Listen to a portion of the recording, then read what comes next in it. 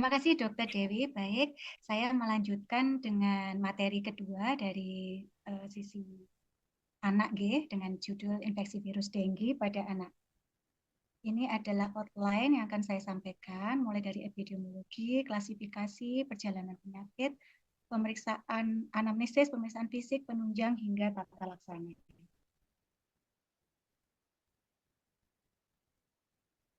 Baik, saya mulai dari epidemiologi. Jadi Berdikjen P2P dari informasi dengue yang terupdate tahun 2024 hingga minggu ke-22 tahun ini sudah terdapat jumlah kasus 119.709, kemudian dengan insiden rate-nya 42,78 per 100.000 penduduk, dengan kematian DBD sebanyak 777 kematian dengan case fatality rate-nya 0,65%, di mana kasus dengue atau DBD terlaporkan dari sebanyak 465 kabupaten atau kota di 34 provinsi dengan kematian sejumlah terjadi di 203 kabupaten atau kota di 29 provinsi. Nah, ini adalah data di mana kita lihat ya di sini di grafiknya bahwa insiden rate DBD ini mengalami peningkatan terus-menerus ya. Jadi di sini grafik yang biru, di mana angka daripada insiden rate-nya sampai tahun 2022 mencapai 31,83 per 100.000 penduduk. Nah, ini kita sekarang masih berjalan di bulan Juni, nggih. Jadi bulan Juni 2024 ini insiden rate-nya sudah mencapai 42 per 100.000 penduduk berdasarkan data dari P2P di Kemenkes. Dengan case fatality rate yang tahun 2022 di sini tertulis 0,93, sedangkan yang tahun ini selama 6 bulan terakhir ini case fatality rate-nya mencapai 0,6. Nah, ini adalah nampak juga data kasus dengue per golongan usia. Di sini proporsi penderita per golongan umur, karena kita bicara di sisi anak ya. Di sini kita nampak bahwa sampai tahun 2022 penderita golongan umur 5 sampai 14 tahun adalah yang terbanyak ya, di sini nampak. Kemudian pada tahun 2017 hingga tahun 2022 dari tabel ini juga nampak bahwa proporsi kematian per golongan usia ternyata paling banyak 5 sampai 14 tahun, kemudian diikuti dengan usia 15 sampai 44 tahun, kemudian anak 1 sampai 4 tahun. Nah, strategi nasional dalam hal penanggulangan dengue tahun 2021 sampai 2025 mengharapkan bahwa dengan tujuan seperti yang disampaikan oleh Dr. Heri tadi, bahwa ingin menurunkan beban kesehatan masyarakat akibat dengue, di mana diharapkan hingga tahun 2025 nanti proporsi kabupaten per kota atau kota dengan insiden rate dengue kurang sama dengan 49 per 100.000 penduduk. Dengan angka kematian akibat dengue ini diharapkan tahun 2025 juga mengalami penurunan hingga 0,5%. Nah, sekarang kita tentang sedikit refreshing lagi ya para dokter sekalian tentang virus dengue. Jadi tadi juga sudah panjang lebar disampaikan oleh Dr. Heri, di mana serotip ya, ini saya ingin tekankan bahwa memang serotip dari dengue itu sendiri adalah serotip 1 sampai 4, di mana serotip DN3 adalah serotip yang dominan, yang berhubungan dengan severity atau keparahan. Nah, pengaruh musim di Indonesia juga tidak begitu jelas, namun secara garis besar memang kita akui bahwa ternyata insiden tertinggi adalah di musim hujan, ya. Jadi curah hujan yang tinggi Oktober hingga bulan April. Nah, untuk clinical course ya, jadi dari infeksi dengue sendiri kita perlu tekankan bahwa infeksi dengue adalah penyakit sistemik dan dia bukanlah merupakan penyakit diartikan sebagai penyakit trombosit, bukan. Jadi infeksi tinggi adalah penyakit sistemik dan sifatnya adalah dinamis.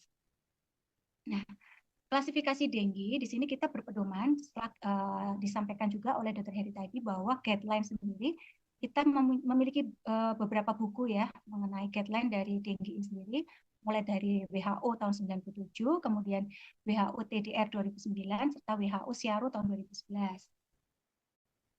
Nah, ini adalah yang klasifikasi yang awal dulu, di mana WHO 97, di sini nampak bahwa infeksi virus dengue dibedakan menjadi asimptomatik, simptomatik, kemudian simptomatik sendiri dibagi menjadi undocumented, dengue fever, kemudian DHR. Kemudian DHR itu sendiri dibagi menjadi grade 1 sampai grade 4.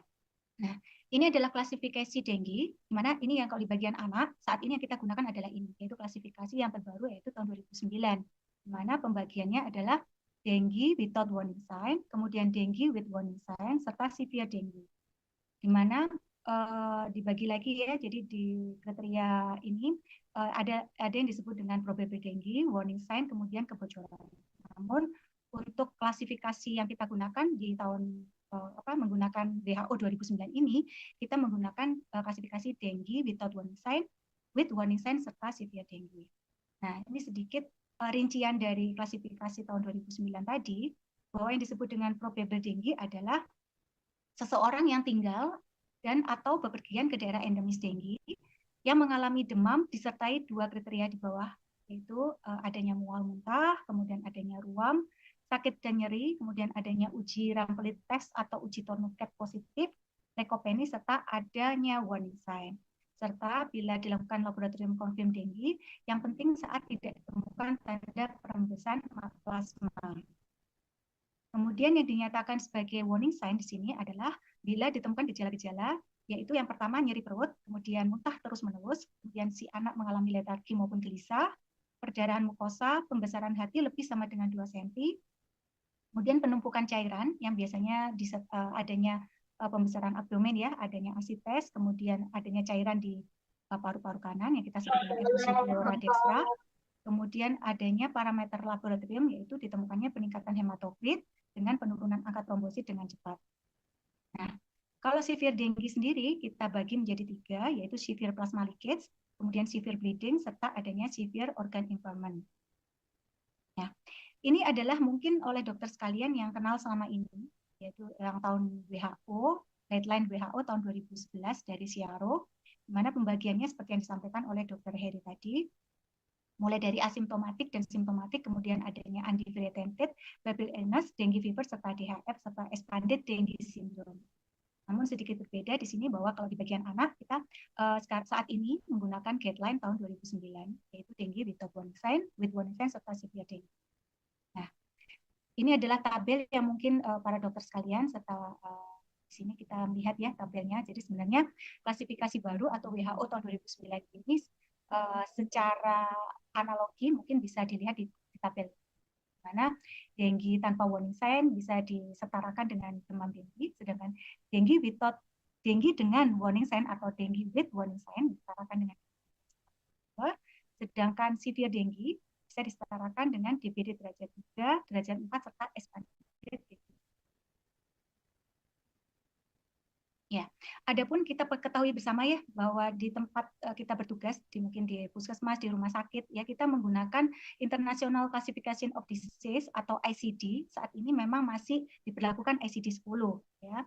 Nah, ICD 10 sendiri masih menggunakan klasifikasi dengue WHO tahun 97 dan tahun 2011. Jadi masih menggunakan kalau ICD-nya A90 itu demam dengue, A91 demam berdarah dengue, bila disertai shock hipovolemik ditambahkan R57 dan perdarahan K92 serta ensefalopati G93.41. Nah, sedangkan dalam waktu dekat WHO akan melaunching ICD-11 di mana nanti pada saat kita menggunakan klasifikasi dengue 2009 ini tercantum dalam ICD-11 dengan kode 1D20 atau dengue without warning sign, 1D21 dengue with warning sign, serta 1D22 itu severe dengue, serta 1D2Z itu dengue fever unspecified. Nah, seperti ini ya. Jadi nampak bahwa saat ini kita masih menggunakan secara luas yaitu ICD-10 sehingga masih menggunakan A90 serta A90. Nah, kemudian untuk para dokter sekalian bisa melihat juga sudah keluar keputusan menteri sebenarnya, yaitu kita menggunakan PNPK, Tata Laksana Infeksi Dengue Anak dan Remaja, menggunakan nomor HK01 Menkes 4636 tahun 2021. Ini bisa di-download secara gratis di Google ya, jadi sebenarnya semuanya sudah ada acuan atau PNPK-nya. Nah, kemudian saya rasa tadi juga sudah dijelaskan oleh Dr. Heri ya, jadi saya merangkum saja bahwa kita ketahui bahwa perjalanan alami dari infeksi dengue itu sendiri terbagi menjadi fase demam, fase kritis, serta fase penyembuhan. Di mana fase demam ini biasanya terjadi di 3 hari pertama, Kemudian di fase kritis itu adalah transisi dari fase demam yang mulai mengalami demam yang turun atau istilahnya divergence. Dan itu hati-hati. Fase kritis ini biasanya adalah disertai tanda suhu yang mulai turun atau divergence, kemudian muncul warning sign, dan biasanya terjadinya kebocoran plasma dalam waktu 2 kali 24 jam. Sehingga hari keempat, hari keenam kita perlu waspadai akan terjadinya fase kritis. Kemudian setelah hari keenam ke atas itu akan terjadi fase penyembuhan dimulai dengan adanya kebocoran plasma yang sudah selesai. Ini adalah sedikit gambaran bagaimana kita mengenali perjalanan klinis dari penyakit infeksi virus dengue pada anak maupun dewasa. Sebenarnya sama. Di sini kita tahu bersama bahwa kemungkinan terjadinya demam bisa mengalami bifasik. Di sini pada saat 3 hari pertama itu terjadi demam mendadak tinggi, kemudian di fase kritis itu sudah mulai turun. Dalam waktu 2 kali 24 jam hati-hati akan terjadi kebocoran plasma. Kemudian di hari pada saat fase convalescence itu bisa terjadi sedikit peningkatan lagi daripada suhu si anak. Namun tidak setinggi pada saat 4 hari awal yang tadi, yang demam mendadak tinggi. Nah, pada saat diperiksakan pun pada awal-awal hari biasanya DL pun belum akan nampak, dokter sekalian. Jadi nanti pada saat kita ingin mengetahui apakah terjadi peningkatan hematokrit dan terjadi penurunan trombosit, ini akan terjadi di masa terjadinya fase divergence atau pada saat suhu mulai turun di hari keempat. Nah, kemudian viremia, kita ketahui bersama bahwa viremia ini terjadi pada 3 hari pertama, sehingga bila kita ingin melakukan pemeriksaan NS1 itu adalah di 3 hari. Sedangkan bila kita ingin melakukan pemeriksaan IgM-IgG, lebih baik di atas hari ke-5. Nah, ini tadi sudah sedikit juga sudah dibahas oleh Dr. Heri bahwa gejala yang paling umum tidak jauh berbeda antara dewasa dengan anak, di mana paling sering adalah demam mendadak tinggi, kemudian disertai mialgia, nyeri kepala, kemudian nyeri retroorbita, nyeri sendi serta adanya nyeri abdomen. Kemudian gambaran darah perifer lengkap pada hari pertama biasanya masih normal. Kemudian ini adalah beberapa gambaran di mana pada anak-anak juga bisa menjadi diagnosis banding pada saat di fase demam, baik itu viral infection yang lain, mulai dari influenza, chikungunya, dan lain sebagainya. Ini juga bisa menjadi diagnosis banding. Dan hati-hati juga biasanya di fase demam ini karena dia bersifat demamnya tinggi mendadak hingga sampai mencapai 39 hingga 40 derajat Celcius, biasanya bisa juga terjadi kejang demam. Dan biasanya juga kalau pada anak-anak karena intake-nya kurang, biasanya bisa mengalami dehidrasi di fase demam.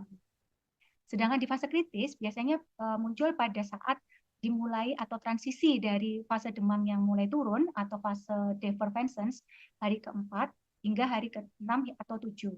Pada saat itu bertepatan dengan fase divergence. Nah, biasanya akan muncul klinis warning sign dari mulai nyeri perut yang hebat, kemudian muntah persisten, perdarahan mukosa, mungkin si anak akan mengalami gelisah ataupun letargi, dan bisa juga terjadi pembesaran hepatomegali, serta penumpukan cairan berupa efusi pleura maupun asites.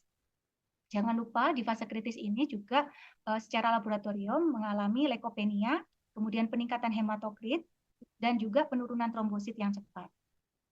Nah, ini adalah tabel di mana diagnosis banding yang perlu kita pikirkan pada saat anak mengalami masa di fase kritis. Jadi masih bisa mirip dengan akut abdomen, kemudian infeksi-infeksi like sepsis, kemudian autoimun juga bisa menjadi diagnosis banding di fase kritis demam darah ini. Nah, ini adalah gambaran di mana dari pasien monitor hematokrit bila memasuki hari keempat pada saat demam mulai turun atau divergence, itu hati-hati bila terjadi peningkatan hematokrit serta penurunan trombosit. Nah, yang terjadi pada saat fase kritis ini yaitu terjadinya peningkatan permeabilitas vaskuler, di mana biasanya akan terjadi kebocoran plasma yang bermakna sehingga muncul warning sign. Tapi plasma leakage ini biasanya muncul hanya 24-48 jam. Jadi pada saat kita memberikan cairan pun perlu hati-hati, jangan terlalu banyak karena pada 2 kali 24 jam biasanya dia akan kembali ke fase convalescence di mana plasma leakage akan berhenti. Nah, bila fase penyembuhan biasanya yang paling jelas itu adalah permeabilitas kapiler kembali normal, akan terjadi reabsorpsi cairan dari ruang ekstravaskuler kembali ke intravaskuler, dan terjadi dalam waktu masa di fase penyembuhan atau convalescence ini adalah dalam waktu 48 hingga 72 jam berikutnya. Nah, biasanya pada anak-anak akan ditandai dengan tanda klinis perbaikan keadaan umum yang stabil dengan status hemodinamik stabil. Diuresis ya, jangan lupa kita selalu menanyakan pada orang tua apakah si anak ini BAK-nya cukup, kemudian masih bisa terjadi demam tifasik, namun biasanya demamnya tidak seperti yang awal, dan biasanya akan muncul rest convalescence. Dan ini pada anak-anak jadi sering sekali ya muncul rest convalescence ini yang kita sebut dengan islet of white and the sea of red. Kemudian jangan lupa juga kita mempertimbangkan dari tanda lab dengan adanya hematokrit yang stabil, kembali turun ya, nilai hematokrit yang tadinya naik lebih dari 20% akan kembali turun dengan jumlah leukosit yang akan meningkat, serta trombosit yang bisa kembali normal tapi biasanya menetap lebih lama daripada leukopenia. Nah, ini adalah penyulit-penyulit yang mungkin muncul pada saat infeksi denggi, di mana di fase demam bisa yang saya sebut di awal tadi, dengan munculnya dehidrasi maupun kejang demam. Kemudian di fase kritis ini bisa mengalami shock hipovolemik, kemudian shock hipovolemik juga karena perdarahan, serta mungkin adanya keterlibatan organ yang lain. Nah, ini di sini yang perlu kita garis bawahi para dokter sekalian di sini, 5 langkah penting pada saat kita menerima pasien anak ya, di mana kita perlu menekankan dari anamnesis 3 golden question ya di sini untuk anak-anak. Kita tanyakan pada orang tua, apakah si anak ini asupan cairannya baik, apakah anak masih mau minum atau tidak. Kemudian bagaimana aktivitas anak, apakah anak ini masih beraktivitas dengan baik ataukah mengalami penurunan aktivitas yang cenderung tidur terus atau gerakan yang mulai lemah ya. Kemudian kita juga perlu memantau dari anamnesis itu apakah si anak ini mengalami buang air kecil yang masih relatif rutin tiap 4-6 jam. Kemudian langkah kedua, pemeriksaan fisik. Di sini yang bisa kita lakukan sebagai tenaga kesehatan yaitu kita bisa melakukan pemeriksaan secara CCTVR yang paling mudah ya. Jadi kita dari memperhatikan color dari ekstremitas, kemudian capillary refill time, kemudian temperatur hangat atau dingin, kemudian pulse volume serta pulse rate. Nah, ini adalah cara pemeriksaan klinis pada pasien denggi anak. Kita biasanya melakukan 5-in-1 maneuver magic touch atau CCTVR. Dengan memegang tangan pasien, itu kita bisa mengevaluasi perfusi perifer dan akan menyelamatkan jiwa dalam 30 detik dengan mengenali shock secara awal. Ya. Jadi baik itu color, jadi kita perhatikan warnanya merahkah ataukah sudah mulai cyanosis, kemudian tapi berbicara di ekstremitas ya. Jadi kemudian capillary refill time apakah masih kembali atau lebih dari 2 detik, kemudian temperatur ini apakah akral ini hangat atau dingin, serta pulse volume maupun pulse rate atau angka kecepatan dari nadi. Nah, di sini kita 5-in-1 magic touch ini yang harus dilakukan di masing-masing tenaga kesehatan di perifer ya, mungkin di puskesmas atau di praktek bidan maupun di tempat ya, rumah sakit tipe D atau tipe C, kita paling tidak harus melakukan 5-in-1 touch magic ini.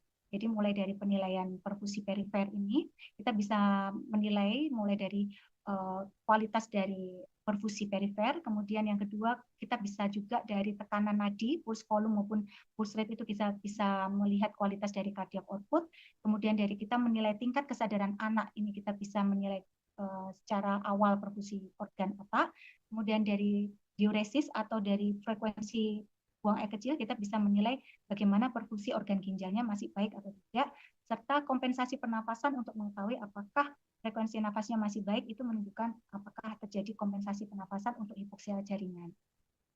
Ini ya cara-cara melakukan pemeriksaan untuk apakah terjadi kelambatan dari capillary refill time.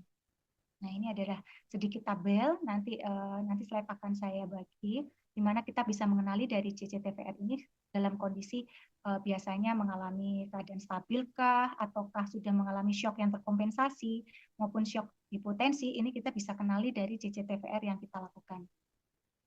Nah, untuk pemeriksaan lab, kita bisa melakukan beberapa pemeriksaan, yaitu mulai dari darah lengkap, kemudian juga kita bisa melakukan pemeriksaan dari SGOT, SGPT, kemudian bila pasien mengalami shock, kita bisa tambahkan juga pemeriksaan dari mulai gula darah, kemudian kita bisa melakukan pemeriksaan elektrolit, baik itu kalsium maupun natrium, kemudian gula darah, kemudian analisa gas darah, serta DL. Nah, adapun untuk denggi spesifik diagnosis test, biasanya kita bisa melakukan pemeriksaan NS1, namun karena NS1 ini berarti kita membutuhkan pada saat pasien ini masih dalam fase viremia, sehingga pemeriksaan NS1 sebaiknya diperiksakan di hari pertama hingga hari ketiga. Sedangkan IgM atau IgG dengue ini antibodi mulai terbentuk di hari kelima ke atas, sehingga kita menyarankan untuk dilakukan pemeriksaan IgM IgG dengue yaitu di atas hari kelima. Nah, kemudian untuk pengecekan ABCS atau analisa gula darah, kemudian blood, kalsium maupun sukrosa, ini biasanya kita lakukan rutin pada pemeriksaan pasien-pasien yang mengalami shock. Nah, dari langkah-langkah dalam tata laksana dengue ini, kita mengenal mulai dari pengumpulan dari 3 golden question tadi, kemudian pemeriksaan klinis, kemudian status hemodinamik, kemudian juga CCTPR, kemudian pemeriksaan penunjang mulai dari DL, kemudian glukosa dan sebagainya, maka kita bisa menegakkan diagnosis. Dalam hal ini kita bisa memberikan artinya kita mendiagnosis seorang anak ini, kemudian kita bisa memutuskan apakah tata laksana yang akan kita lakukan pada pasien anak tersebut. Di mana kalau misalnya dia masih tidak ada warning sign, kita lakukan dengan pemberian tata laksana yaitu grup A seperti yang diceritakan oleh atau yang disampaikan oleh Dr. Heri tadi. Kemudian bila dengue dengan warning sign kita masuk ke tata laksana grup B. Kemudian bila pasien mengalami shock atau kegawatan, maka tata laksana kita bisa masuk ke grup. Nah, kemudian juga pada saat fase demam, kita bisa pikirkan tata laksana kita yang berikan pada si anak. Bila masih fase demam, biasanya kita hanya memberikan terapi cairan oral. Kemudian bila di fase kritis, selama anak itu masih sanggup untuk diberikan terapi secara oral, maka kita berikan terapi oral. Namun, bila anak itu sudah tidak mau minum dan kemungkinan kebutuhan cairannya itu kurang, maka harus ditambahkan dengan intravenus cairannya. Kemudian apabila di fase penyembuhan, terapi cairan ini harus segera mungkin. Bila sudah lewat masa kritis atau shocknya sudah lewat, maka harus kembali lagi ke cairan oral dan intravenus cairan harus segera dihentikan dalam waktu 2 kali 24 jam. Nah, ini adalah tata laksana di mana grup A adalah kita berikan pada dengue tanpa warning sign, grup B dengue dengan warning sign, dan grup C pada yang kondisi severe dengue. Nah, terutama pada saat kita memutuskan si anak yang mengalami dengue without warning sign, kita pulangkan asalkan anak itu masih mampu minum dan bisa berkemih secara cukup. Di sini kita perlu membawakan catatan kepada orang tua apabila asupan per oral cukup, berkemih masih bisa 4-6 jam sekali, kemudian tidak ditemukan warning sign, serta hemodinamik stabil dan tidak ada kondisi khusus, maka pasien bisa kita rawat jalankan dengan terus mengedukasi orang tua bahwa si anak harus mau datang setiap hari untuk dilakukan follow up. Kemudian juga cek darah rutin serial yang bisa dilakukan terutama di fase kritis. Serta harus diidentifikasi warning sign seawal mungkin oleh orang tua, di mana bila orang tua menemukan gejala mulai dari nyeri perut hebat, muntah menetap, perdarahan, kemudian tidak berkemih selama 4-6 jam, anak lebih malas atau lemes, kemudian tiduran terus, gelisah, rewel, kemudian mengalami pucat maupun kaki tangan anyep, dan anak mengalami susah bernafas, maka ini adalah indikasi untuk dibawa ke fasilitas kesehatan yang terdekat. Nah, kemudian juga kunci dari perawatan di rumah, anak dinyatakan harus bed rest, kemudian yang kedua bisa diberikan minuman per oral mulai dari susu, air jus, elektrolit maupun jus buah, dan jangan lupa selalu menghitung antara intake dan outputnya. Jadi caranya adalah memastikan buang air kecilnya teratur. Kemudian tata laksana untuk demamnya sendiri diberikan paracetamol dan tidak diberikan ibuprofen maupun aspirin. Jadi kita selalu menyarankan kalau pada pasien anak kita curigai dengue, maka obat anti demam yang kita sarankan adalah golongan paracetamol. Kemudian yang keempat adalah menghilangkan perindukan nyamuk dengan melakukan 3M dan 3M plus di rumah, dan apabila ditemukan warning sign dan tidak berkemih, maka harus segera dibawa ke rumah sakit. Ya, jadi 3 golden question, kemudian tidak ada tanda warning sign dan hal-hal seperti itu harus dokter sekalian jelaskan dan memberikan edukasi kepada orang tua. Dan kapan pasien dibawa, yaitu tadi bila muncul warning sign. Dan itu adalah hal-hal yang perlu diperhatikan pada saat kita memulangkan pasien dari dengue without warning sign. Nah, sedangkan tata laksana rawat inap yang grup B itu adalah bila ditemukan warning sign atau dengue tanpa warning sign tapi memiliki kondisi khusus seperti yang diceritakan dan disampaikan oleh Dr. Heri tadi. Jadi dalam hal ini bila anak ini masih bayi kurang dari 1 tahun, kemudian obesitas si anak, dan memiliki diabetes mellitus, penyakit jantung, penyakit ginjal dan sebagainya, atau si anak ini tinggal di pondok pesantren mungkin atau yang jauh dari keluarga, maka misalnya tinggal di asrama, maka bisa menjadi indikasi untuk dirawat inap dan masuk ke dalam grup B. Ya. Pada saat itu kita lakukan rawat inap dan kita selalu monitor hemodinamik serial dengan melakukan pemeriksaan DL, dan kita tetap menyarankan untuk manajemennya adalah bila asupan cairan oral masih adekuat, maka kita bisa memberikan cairan adekuat menggunakan oral. Namun apabila asupan cairan oral tidak cukup, maka kita harus sudah mulai memberikan dengan cairan kristaloid intravenal.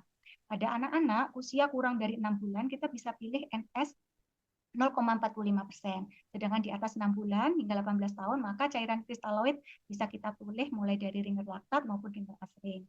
Bila pada denggi dengan warning sign, kita mulai dengan cairan kristaloid isotonis ini dengan 5-7 cc per kilo per jam, kemudian selama 1-2 jam, kemudian bisa turun bertahap 3-5 cc per kilo per jam, selama 2-4 jam, kemudian kita lakukan evaluasi ulang hematokrit, dan bila anak ini cukup stabil dan mulai bisa minum kembali, maka bisa dikombinasikan dengan oral kembali, dan kristaloid isotonis bisa diturunkan 2-3 cc per kilo per jam. Namun apabila si anak ini ternyata tidak mengalami perbaikan, bahkan gejala klinisnya itu mengalami tanda bahaya dan terjadi perburukan, maka perlu kita pikirkan dengan menggunakan kristaloid isotonis yang dinaikkan 5-10 cc per kilo per jam selama 1-2 jam, dan bila tidak ada perbaikan bisa mengikuti daripada manajemen darurat grup C. Nah, itu juga pasien-pasien di mana yang memiliki kondisi khusus atau indikasi sosial seperti anak bayi maupun yang memiliki penyakit-penyakit diabetes mellitus dan sebagainya, maka tata laksananya bisa menggunakan grup B.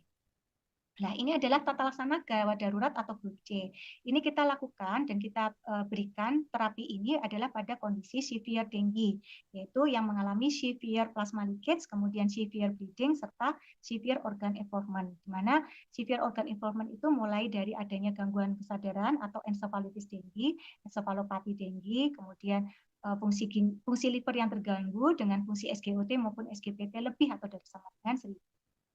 Nah, ini adalah rangkuman tata laksana yang bisa kita berikan pada pasien dengan menggunakan grup C atau untuk tata laksana severe dengue. Di mana yang sebelah sisi kiri ini adalah untuk tata laksana severe dengue, di mana pasien ini masih terkompensasi, sedangkan yang kanan ini adalah tata laksana severe dengue pada pasien-pasien yang mengalami severe dengue yang shock hipotensi.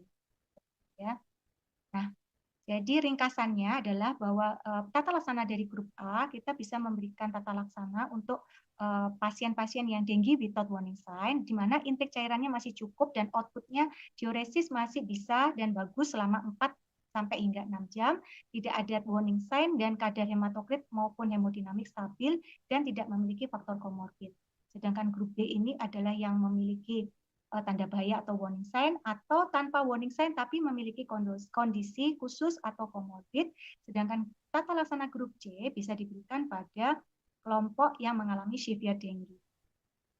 Nah, pasien syarat pulang atau KRS adalah bila bebas demam lebih dari 48 jam tanpa antipiretik, nafsu makan minum membaik, perbaikan kondisi klinis, kemudian jumlah urin cukup ya. Kalau pada anak-anak kita nilai adalah lebih atau sama dengan 1 cc per kilo per jam, kemudian 2 hari bebas syok serta jumlah trombosit tren naik minimal 50.000 dan tidak ada distres nafas.